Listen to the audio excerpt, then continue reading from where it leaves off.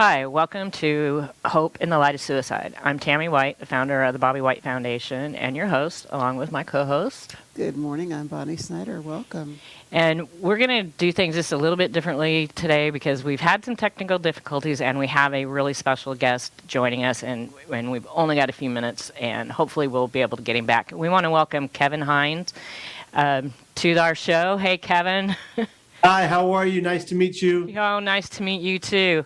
I first found out about Kevin a couple of years ago, and our foundation purchased the licensing to his documentary, Suicide, the Ripple Effect. And Kevin, could you tell us a little bit about this and your story a little bit? The film was made chronicling my story of triumph over adversity after my attempt of suicide off the Golden Gate Bridge that I survived. And the film really was a movie about finding hope and resilience in a great deal of pain, and how anyone who's going through pain of any kind can survive that pain to be here tomorrow and every day after that. And so we made this movie, myself and Greg DeCherry, and you know, we were two guys with bipolar disorder who wanted to make a film, and then we don't even call ourselves filmmakers. We're just guys who were trying to make something that could have an impact on people's lives. And now we know that the film has been seen by over 1 million people in over 20 countries around the world and counting. And it's something that has impacted a lot of lives. And we've had nearly 500 people say that the film saved their life. That is just wonderful. Yeah, we got the documentary last year, and we were able to show it once before the pandemic hit. And we showed the film at a church down in South St. Pete, where it was a primarily black church, and within a 2-month period, they lost 3 young men between the ages of, say, 35 and 45 to suicide. And the church just really wanted to kind of grab the bull by the horns and really get to their congregation. And they contacted us, and we were able to present the documentary to the church. And we really wish we could have showed it a whole lot more last year, but the pandemic hit. But we're going to hopefully, maybe by summertime, maybe start doing some outside viewings and stuff. So I know you got another meeting to go to. Maybe we can get you back on again, and so that we have a little bit more time so that you can talk about your journey and the journey that your family had to take with you. It's quite amazing that you lived to jumping off the Golden Gate Bridge. Very few people have survived that. Yeah, less than 2% of people that have done that have survived.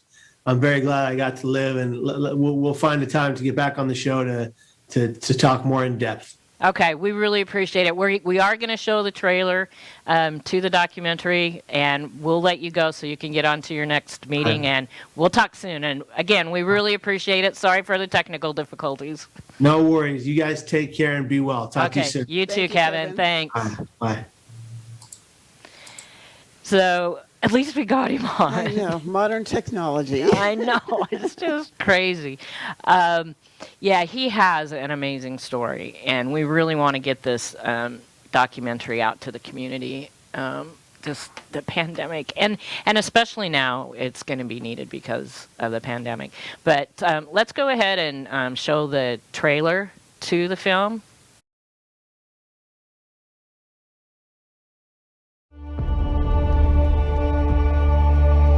Maybe the reason that I got to live 15 years ago was the culmination of this moment right here.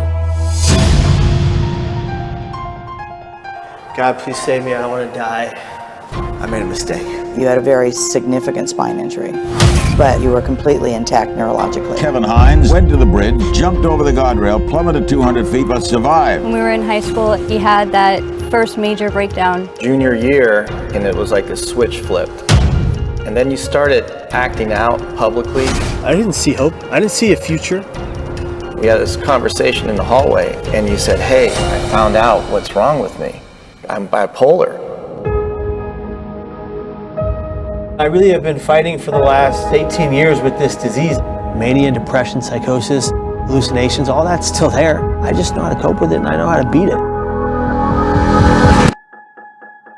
When you see a lot of mental illness, that's a clue that the culture is sick, and that's got to change. So that hope is there. I know I have to keep going, to keep moving forward. You were the first person to ever say, you know, Kevin, you should talk about this, to make an impact on people's lives. There is more that we all can give. I've heard people say, well, hope is not an action plan. Well, it's a start. Talked to 10,000 Marines in 2 days. If you see someone in pain, please say something. It is about all of us coming together, utilizing the power of our voices. You're going to get the help you need. We've got a story to tell. Get the voices out there. Thank you from the bottom of my heart. Thank you very much. Thank you. We're all helping. We're all one part of a big team. We just need to realize it. Yeah. You know? I want to say thank you. You saved my life. He is 1 in a million. You've been my inspiration. Today there are days I don't see a light at the end of the tunnel. I just know it's there. You've done good with your second chance.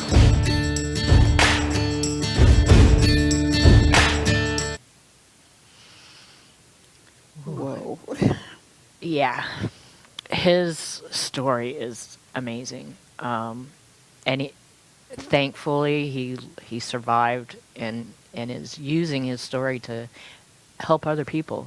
I mean, there is hope. That's what we're trying to instill in people.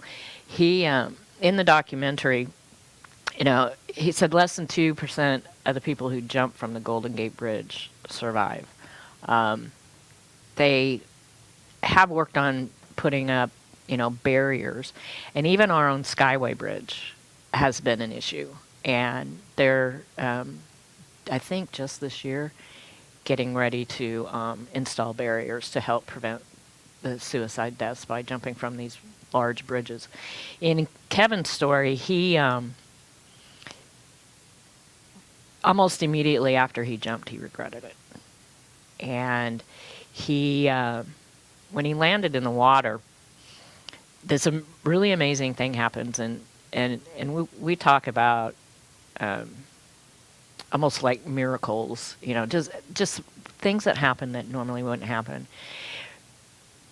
I think it was a dolphin or something was right there and saw that he was in distress and swam around him to keep him up until the Coast Guard got there to pull him out of the water. Because he was hurt quite severely. But that was just one of those, you know, little miracles that it wasn't his time to go, even though he felt that it was at the time. Yeah, and what I found from, you know, the trailer and I haven't, you know, unfortunately haven't seen the documentary yet, but, you know, just looking at the trailer, where one of the audiences that he has presented to is military. Yes. Which, you know, of course, you know, from my own, you know, being a veteran, and the rate of suicide amongst veterans. I don't think, you know, people realize, you know, it's like 1 every 22 minutes, you know, a veteran, you know, we lose I say it's 22 veterans a day. Yeah. And, you know, I remember doing a challenge where for 22 days do 22 push-ups. Mm-hmm.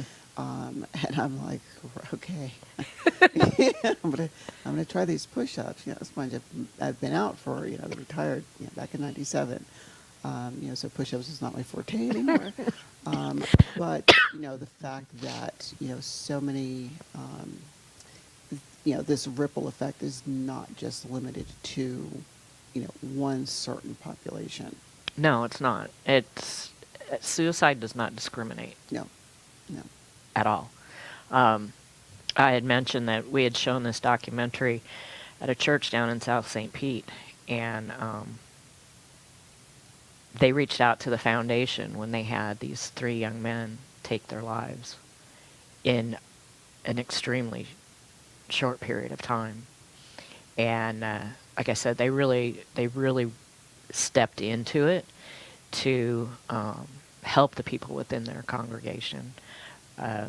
We were beginning to do some more work with them, and like I said, the pandemic hit, and so it's it's just one of those other things that it's been hard to reach people, and when people really need it. And we're hoping that soon we'll be able to bring this to our community. We're hoping that there's many different types of venues that we can use. So if there's anybody out there in our area that is willing to help host one of these events, the idea is to have a discussion panel after the viewing of the documentary, lost survivors, maybe those who have attempted, but also have support. We're not going to just leave people just watch this documentary and then go off and try and figure it out. That's not the way we're going to do it. We really want to support the people that are going to be there and participate, because you're there for that reason too. So I'm biting at the bit. I just wish we could, get something going a little bit sooner. I have been in contact with a couple people. We may be able to do an outside venue at some point sooner rather than later. So that's one other thing that the foundation is working on, to try and get this out so we can help more people more directly. As we've said, routinely, at least here, on this platform, that, whether it is suicide, mental health, substance use disorder, it's a difficult topic for some people. There's a lot of stigma that's attached to, these topics. Oftentimes it is viewed as that, and again, a repeat to, other conversations. It's that secret that we want to keep in the corner and not talk about. The hope being, if I don't talk about it, it'll go away. If, I don't speak about it, it doesn't exist.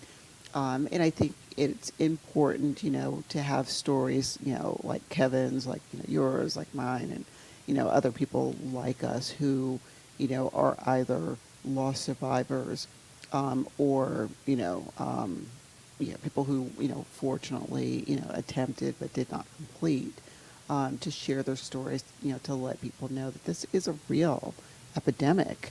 It is something that really needs, a spotlight, placed on it, to also, let people know who are suffering from, mental illnesses, regardless to what it is, that you're not broken, that, we all go through adversities at one time or another.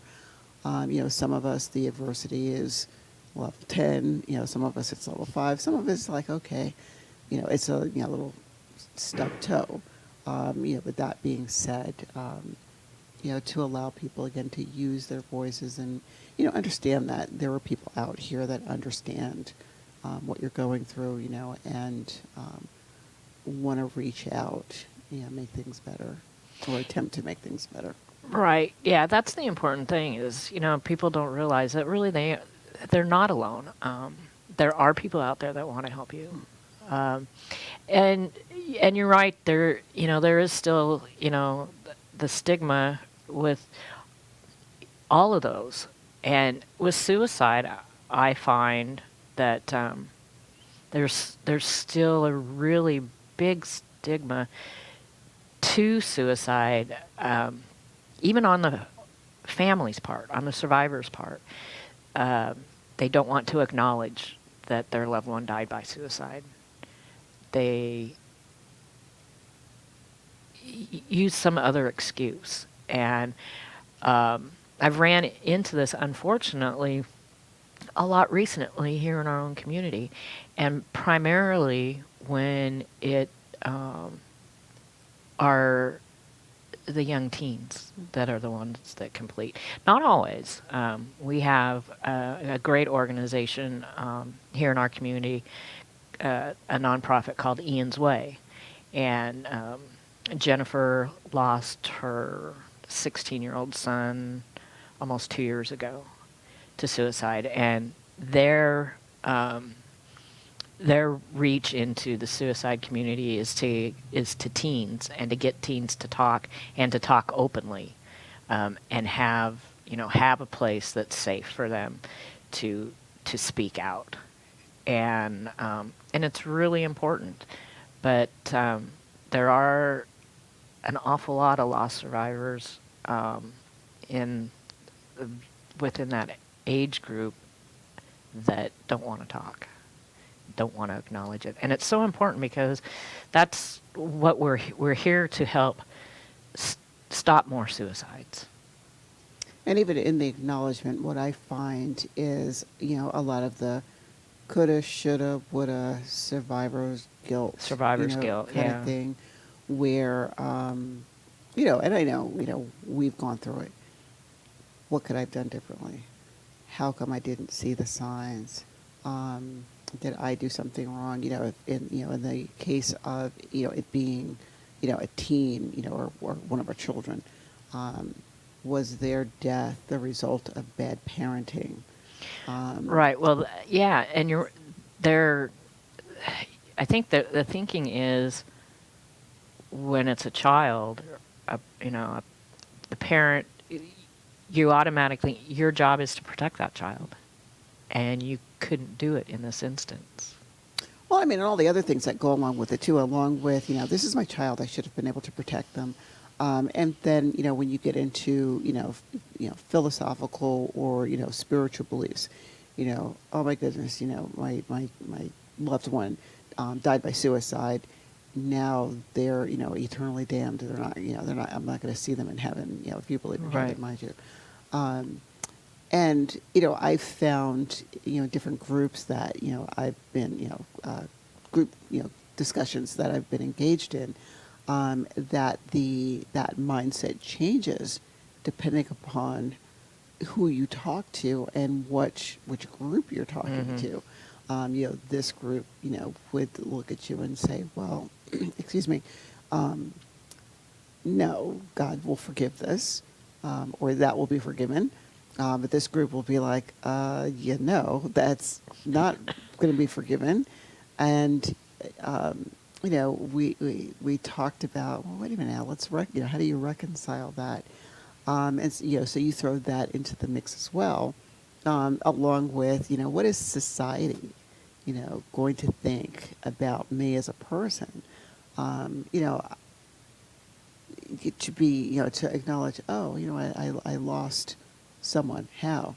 I still not cringe, but I find myself correcting people a lot when you say, well, what happened? Oh, they committed suicide. Yeah. And and as I'm talking to them, of course, you don't want to be rude, or my intention is not to be rude. It's like they committed suicide. No, I know sometimes it's like died by suicide. I do that too. They committed suicide, died by suicide. And finally I look at it and it's like, we're trying to change the language, guys. When you say committed, we typically think of somebody commits a crime, they did something wrong. Now some pushback that I get sometimes, but they did do something wrong. They took their own life. But was it, and then there's the discussion over, was it wrong? At that particular instance when the decision was, I'm ending my life. There is no other solution. There's nothing, there's nothing to save me from this pain. This is my only out because nothing else works. So is it a crime? So going back to the, how people approach this, I also see where a lot of anger towards the person who's not here anymore. How could you do this to me? How could you do this, to us? You know, you know, you were so stupid. Just all of the, and I listened to all the different. Well, I think at first that it's that way for a lot of people. I was angry at Bobby. It's like, how could you do this to us? How could you do this to your family, your friends?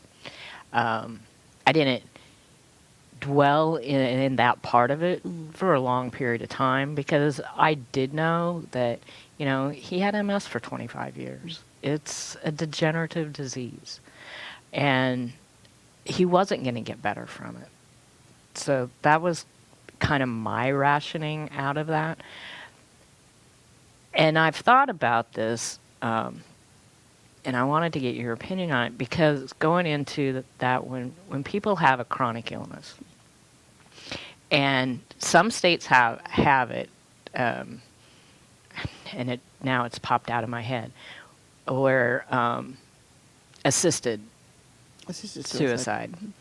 And primarily because as we age and the elderly population that do end up taking their lives, quite often it is because of some chronic illness. So would suicide be looked at differently if we were one of the states, and I think Oregon is one of the states that has that, if we had a law for assisted suicide in cases like that?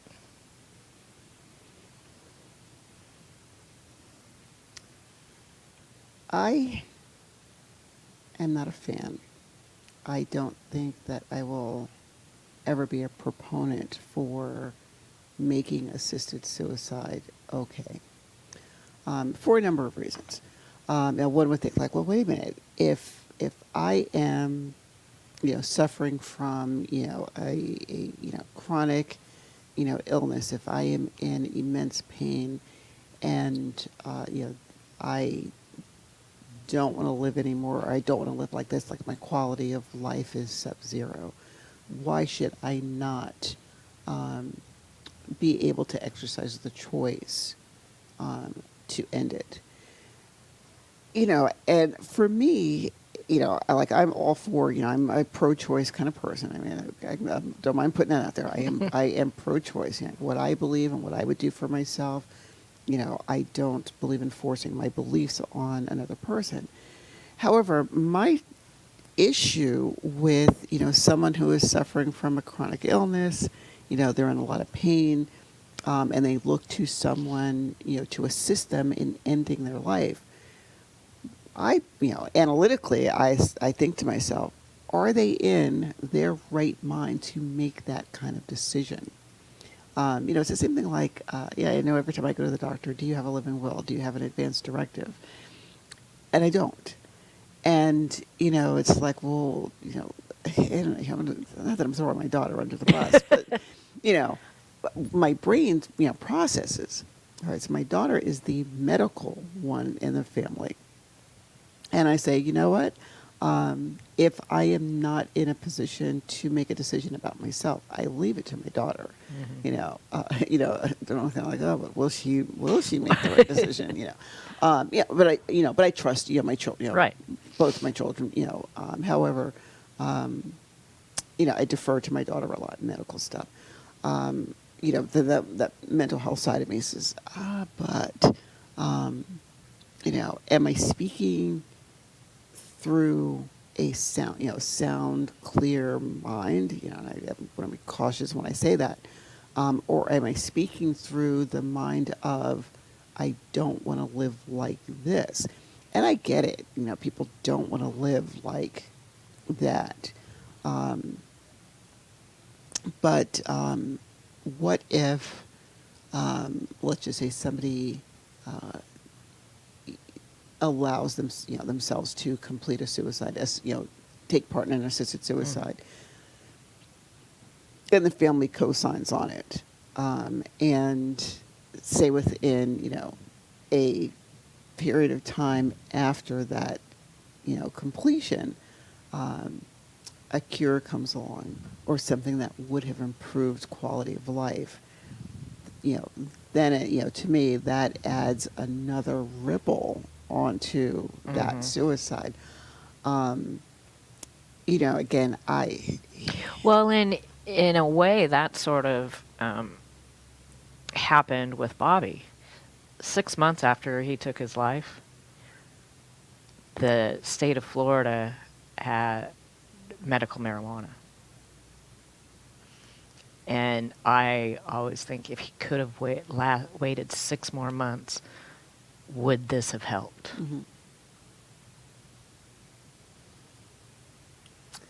Yeah, we don't know. You know? We don't know. Because I'm a firm believer that every life is precious, and everyone deserves a high quality of life. And it becomes, all right, Bonnie, are you going to come out of both sides of your neck with this? Because it's like, wait a minute, didn't you just say this? Aren't you contradicting yourself when you say this? Someone, who is, suffering and, in obvious pain, what do you do about that? Like you mentioned medical marijuana, and I get asked when I'm with, the groups that I do, so what do you feel about medical marijuana? Or, as a matter of fact, I was with, this week, that's kind of been our topic. We're talking about marijuana. And, some of the youth were like, so what about medical marijuana? And I explained to them, guys, there's the difference between recreational marijuana and the medical stuff. And I was like, mind you, I can give you, the professional side of me that speaks, from this side. I can also give you my personal views. And sometimes they do line up with each other. But I say, okay, so marijuana is, or medical marijuana is, is legal. I mean, it's, something that we can use. Would that make a difference? Would that have made a difference? And if the answer is, is no, I'm not saying, well, then, why have the conversation? It's not what, mind you, it's not what I'm saying.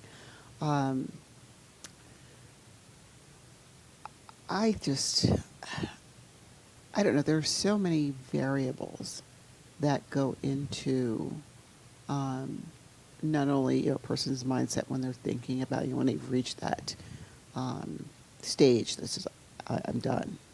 I can't do this anymore. I want out. And they decide to check out. And the other side of it is well, what ifs, or what about this? I know we always teach. Back when I was, before I came into Florida, when I was in Kansas, and I used to teach about, what am I saying? Abuse survivors, or people who have suffered, experienced abuse or have been subjected to abuse. That's how I want to say, subjected to abuse, and how sometimes that abuse leads them into, we're talking sexual abuse, mind you, has sometimes led to depression, which leads to these thoughts of suicide. And the one thing I was told, told in my people who are in class with me, never look at somebody and say, well, think about the people you're going to leave behind. Because for me, I find that's like one of the cruelest things that we can say. Because at the moment, it's like, yes, on one level, it is about, think about how, this is going to affect those that you left behind. But at the moment, that's not what is the priority right now. That's not the mindset. The priority is, let's talk about, where you are right now. What have you done to get yourself past this? Now, going back to, I've never had to deal with the pain of, if we use Bobby's case, the pain of my MS has progressed here. And what do I do about it? All right, I get that. Is this the first time you've been in pain? Maybe not this much pain, or maybe, not this particular disease, but how did you get over it before? How did you deal with it before? Or, or you've obviously dealt with it before and survived, because I'm talking to you right now. Rather than, I almost look at it as, guilting the person who's thinking about, suicide. Not only do I feel guilty, but now I feel equally guilty because I guilted the person who was, Well, and it makes that person feel even worse than what they're already dealing with at the time. Yeah, I think that towards the end, probably like, I don't know, maybe particularly the last 6 months of Bobby's life, he was not talking about his MS and the pain that he was in. He did have a really, really bad exacerbation about 6 or 7 months prior to his death. And it was probably one of the worst. And I thought after time that we got him back to what was going to be his normal. It wasn't probably going to be as good as it was prior to that, but it wasn't the worst either, because he had worse periods. Of course, he was a lot younger when he had those bad spells, but I don't know if it is as he got older and it got worse, which, like I said, it is a progressive disease. It wasn't going to get any better. And he didn't want to be a burden, but the thing is, he didn't talk about it either. He didn't really let us know, per se, that he was feeling that bad. He did make a comment Easter Sunday, which was 2 weeks before he passed away, that he was feeling bad. He told his sisters that he was feeling bad, and made the comment, and this came from my brother-in-law, he made the comment that he wasn't feeling good and that maybe everybody would be better off without him. I found that out the night he died. I didn't even know about it until afterwards. And that's, hearing that, that leads, a nice segue to what we say to people. If someone says something that, remotely sounds like, a cry for help or, the potential for a suicide, say something. Right.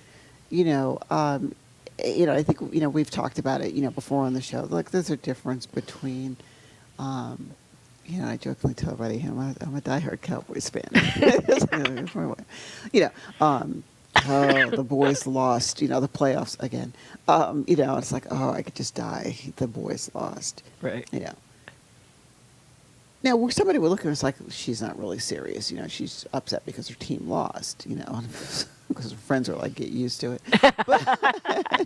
But using something as simplistic as that, I could see, so it's like, she's not really serious. At the same time, it doesn't hurt to say you're joking, right? Right. But do we need to have a conversation about this? Because that might be the very one where I'm so tired of them losing. And again, not that I'm bagging on my team; they're always going to be my team. However, this just might be the time that it may have less to do with the fact that my boys are not in the playoffs again. And that is the, that thing where, I've got this going on, I've got this going on, I've got this going on, and on top of that, my favorite team is not in the playoffs again. And that could be that one little straw that breaks the camel's back. So yeah, always, always, reach out to a person, because you never know what's going on in that person's life, and that, one, we call them those random acts of kindness, might be the very thing, to pull them back from the brink, or pull them out of, that spiral that they're in.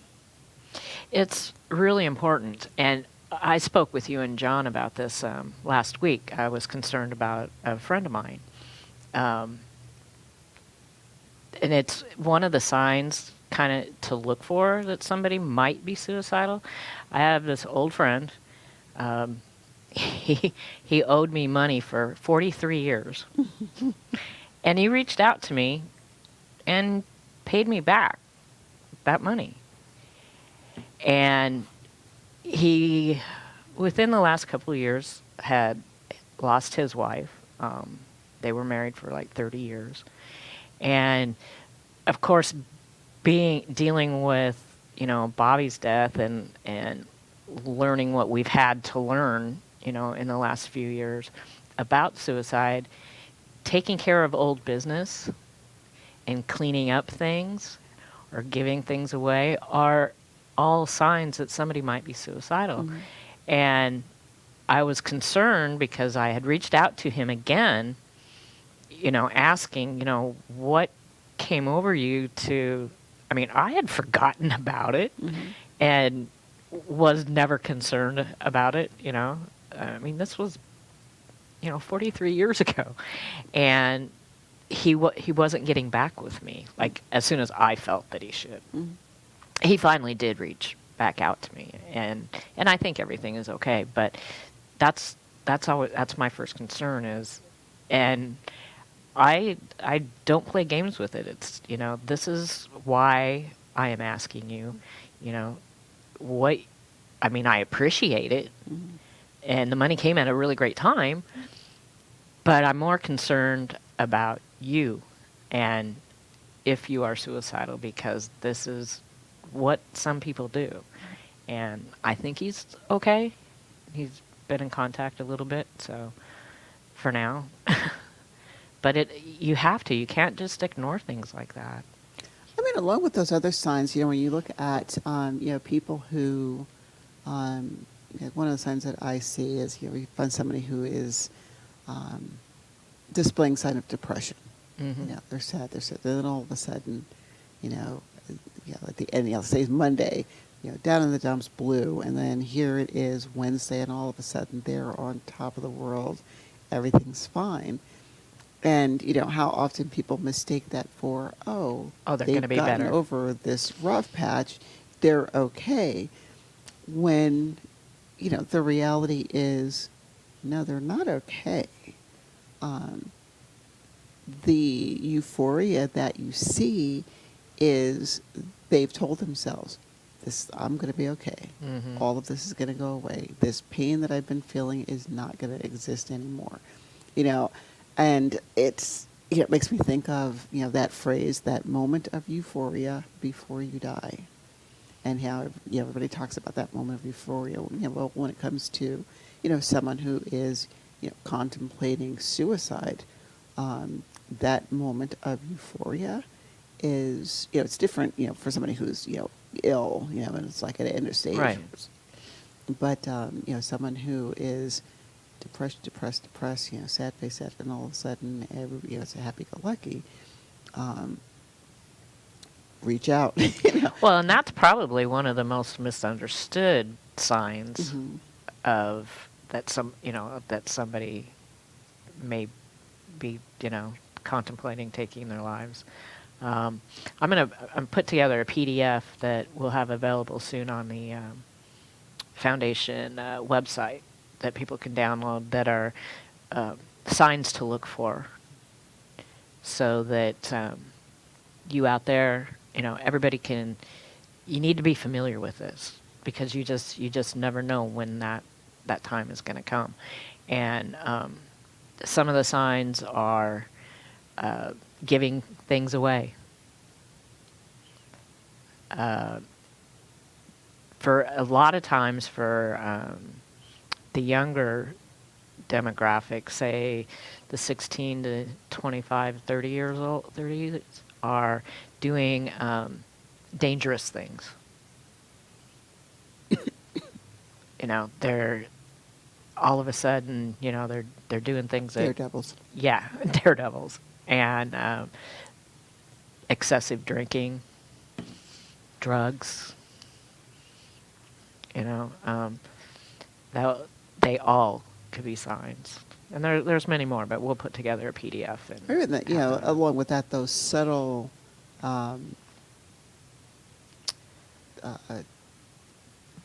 differences in personality.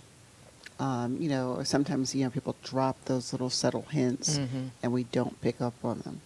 as you know, I shared, in Patrick, I hope the drugs kill me. And I just remember, all right, let's talk about this. Mm-hmm. And excuse me, saying to him, that's difficult for me to hear. Let's talk about that. No, I don't mean it I don't mean it, seriously.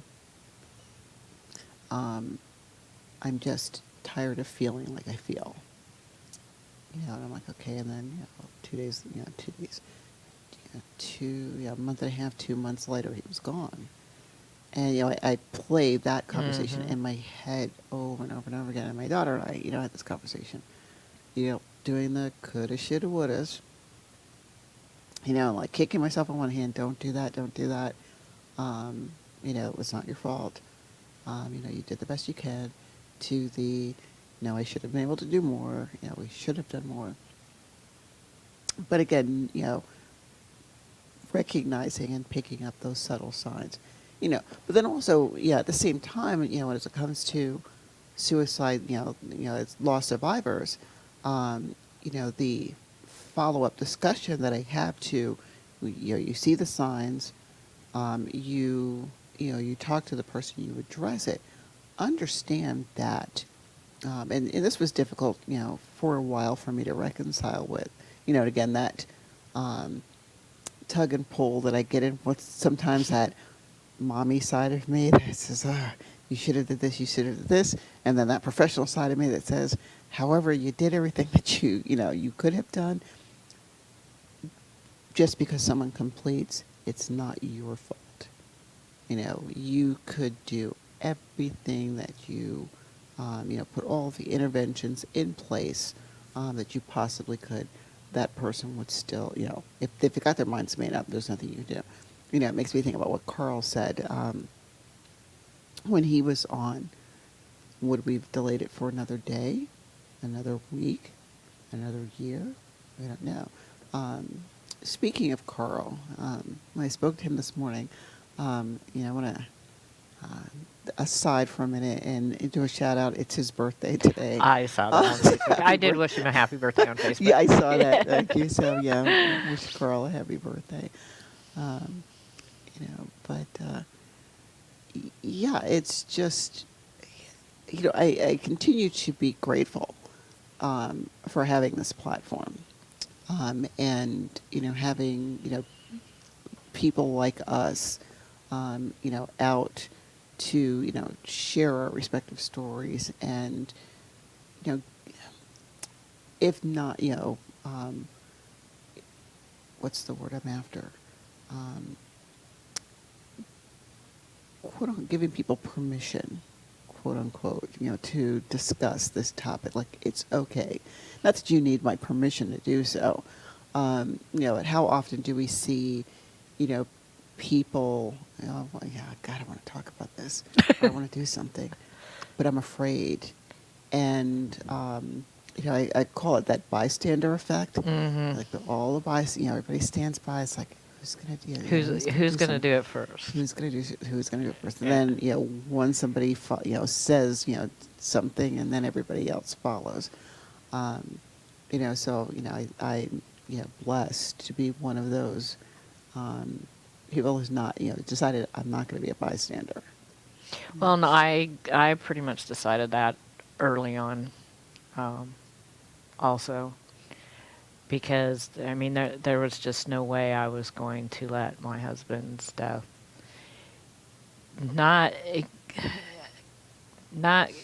it's probably not the right term, go unnoticed, but it's important that people understand. We don't want our loved ones' deaths to be in vain. No. And it's really important. Like I said, Bobby was always in the shadows. I'm the one who had the business in the community. I'm the one that everybody knew, and he was just happy as could be with that. Now it's kind of like the tables are turned, and I've got him pushed out into the front, but and for a very important reason. His death, as with with all suicides, affected so many people, and it wasn't just our immediate family.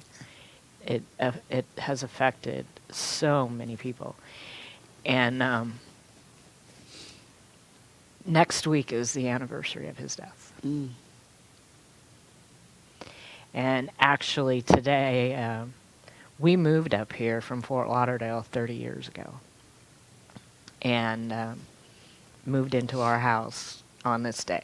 I think I saw that. I remember seeing that. We left Fort Lauderdale on March 31st, parked the U-Haul in front of our house, closed on April 1st, and was moved in by his family by 4 o'clock in the afternoon.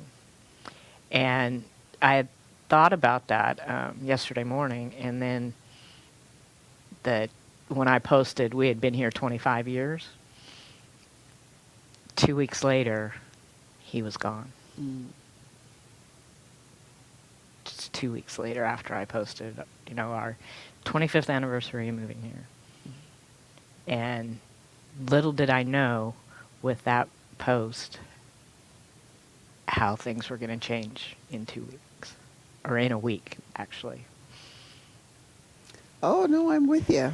And then today also is the anniversary. I think it's the 11th anniversary of my mother-in-law going to heaven. And at first, to me, it was kind of funny. It might not be funny to family, but I was like, April 1st was always our anniversary of moving here. Mom, why did you have to die on that day? But I mean, she had a long life, and she was a wonderful mother-in-law. Well, I mean, it's the symbolism of it. As I was, driving in, to the studio today, I was thinking to myself, it's April Fool's, and I'm like, is there an appropriate April Fool's joke? It's like, I'm like, we're taping on April Fool's Day. Like, how'd that happen?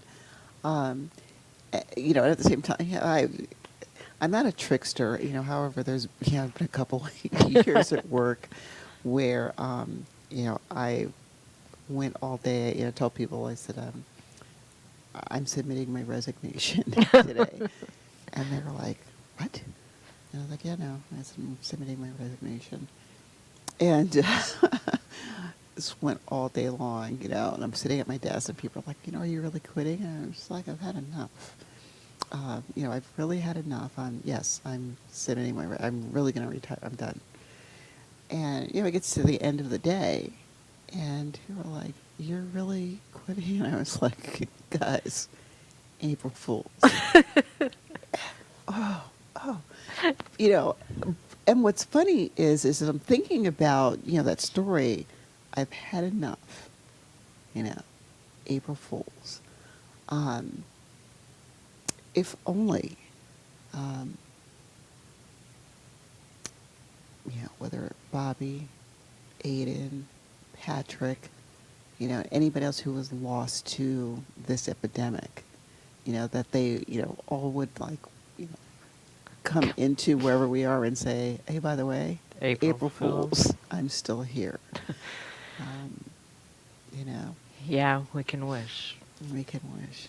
But, yeah, I don't know. Well, we didn't at the beginning of our show get to do our thank yous and everything else because we really had to jump into this. We do. I was thinking the same thing. Like a little reversal here, guys. Yeah, we're kind of doing things a little bit backwards today. But, as Bonnie said, I mean, we are so fortunate to have this platform and be able to bring this information to you, as hard as it may be. Next week is going to be really difficult for me for the show. I think I'm trying to work it out in my head, but my sister-in-law is going to be here. Bobby's youngest sister is going to be on with us in the studio. But John and Rob at WeBeam TV, we are just so grateful for them for all the work that they do for us for this show. And if it wasn't for John, we wouldn't probably be here. That's true. But they've just always have been so wonderful and gracious, and even working out the technical difficulties. So, we're forever grateful for them for giving us this platform. And the month of March, I don't have the totals yet, but Greg Schindler's State Farm office did a fundraiser for us, and so we're just kind of waiting to hear for that. And we do have some donations on our Kindest page, who we've partnered with to help support the show. There's many levels, so if you feel comfortable at any level donating to the foundation and the show, so that we can help continue to support, bring guests on like Kevin Hines, we'd be really grateful. I'm drawing a blank. Another, and I need to give a shout out to him. We're still working on our Hope T-shirts, but Gulfside Custom T-shirts is donating the first 24 shirts to the foundation. So all the proceeds for the sales of those shirts will go to the foundation. I'm just like, come on, I'm really waiting for these shirts. So, but we really appreciate Tim and everybody at Gulfside Custom T-shirts for what they're doing, and they're working on putting up a landing page where we have 4 T-shirt designs that we're going to be able to bring, and Gulfside Custom T-shirts is donating the work to put that page together for us. So hopefully that'll be coming soon also. And we've got our purple folders. We delivered some more to the Growth and Recovery Counseling Center this week, and Port Richey Police Department. And those are available. You can go to our website, and we have a list of all the community partners where the purple folders are available. Of course, you can either call or email me at the foundation, and we can get them out to you. We can mail them out if need be. So they've been extremely helpful. Hopefully sometime soon we're going to have a couple guests on who have received the purple folders. I've contacted a couple of them, and they've agreed to come on and share their story too. Yeah, there's, so many ways that, you as the, viewing audience can, get involved and stay involved with this. We can give the, I think of the shout outs to people who connect to the show every week and then share it on their respective pages and get the word out. And as far as, again, going back to donations, whether it is, $1, or $5,000, depending on, every little bit, helps, because this is, a very important topic. This is an epidemic. An epidemic. Thank you. My tongue's twisted there. But this is an epidemic that affects so many people in so many different ways.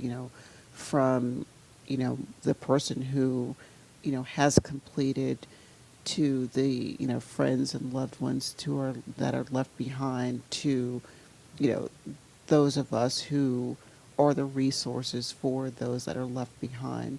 To use the title of the documentary, that ripple effect. It definitely can be very, is. Wide. It's not, it's not narrow. And something just popped into my head. I was on a call last week, and I got a very staggering number put in my head, that in 2019, we had 6,400 teen suicide deaths. Now, that shouldn't be. That just shouldn't be. I know that it's increased. It has probably increased during the epidemic. We're not going to have those numbers until probably the end of this year, for 2020. And I'm kind of afraid of what those numbers may look like. But it is something that needs to be addressed. But it has to be addressed. It needs to be talked about. And, that's why we're here. That's why we want to bring these people to you. Share their stories, share our stories. Another way you can donate, and I want to put a shout out to, he's kind of like an extended family member. Is my sister-in-law's side of the family, Keelan King, he's actually is doing like you did for his birthday, is raising money for the Bobby White Foundation through Facebook. And I want to thank him for doing that. That's another way you can support. And also remember, you could choose the Bobby White Foundation as your charity of choice for all your purchases on Amazon. And I've received a lot of packages this week. Yes. So like I said, there's several ways that you can help support us, and we genuinely appreciate it so much. Like Bonnie said, every little bit helps, whether it's $1, $5,000, $25,000. And we thank you for always, tuning in. Yes. Thanks. It's going to be difficult at times, but please remember, there's always hope. Thank you.